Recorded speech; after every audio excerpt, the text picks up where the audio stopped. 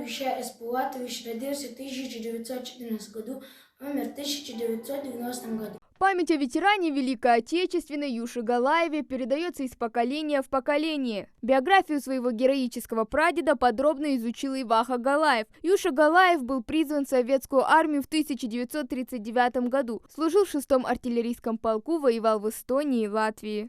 Он был солдатом первой категории 1939 по 1944. Он воевал в городе Селидовск 355, артиллерийском полку, заряжающий 75.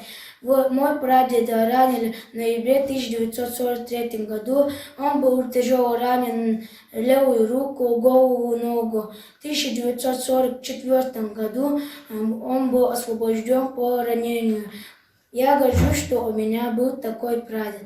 Правнуки Юши Галаева в этом году также участвовали в шествии, однако прошел он в онлайн-формате из-за коронавирусной инфекции. Поэтому Владимир Путин предложил провести его 26 июля, в День военно-морского флота, вместе с морским парадом. А для участия в шествии у детей уже все готово.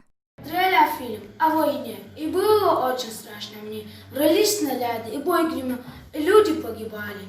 А рядом дедушка сидел и на груди медали.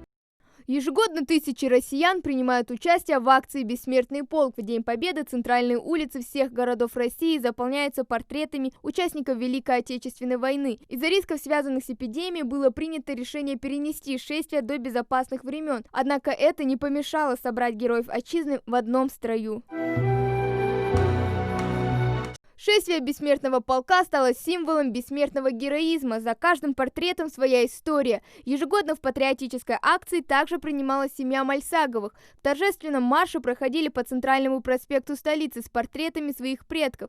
Герой России, летчик-бомбардировщик Ахмед Мальсагов и его брат Магомед, капитан танковых войск, погибли молодыми, сражаясь за победу. Из близких родственников остался только племянник Назир Мальсагов. Гордость за славных предков переполняет каждого члена его семьи. Старший сын и потом средний сын, когда мы в бессмертном полку участие принимаем, всегда Ахмеда портрет несут. И или я, или еще младший, у нас ребенок есть, он в Горском кадетском корпусе учится, они там принимают участие в параде, мы всегда Мамайге портрет, потому что они оба всегда были неразлучны, вместе учились, вместе военную школу заканчивали, всегда вместе были. Шествие бессмертного полка стало центром памятных торжеств в России. Эта акция вновь собирает всех героев Великой Отечественной в одном строю. И портреты этих мужественных людей вновь станут частью этого традиционного шествия. Хава Гагиева, Диана Дударова, Новости 24.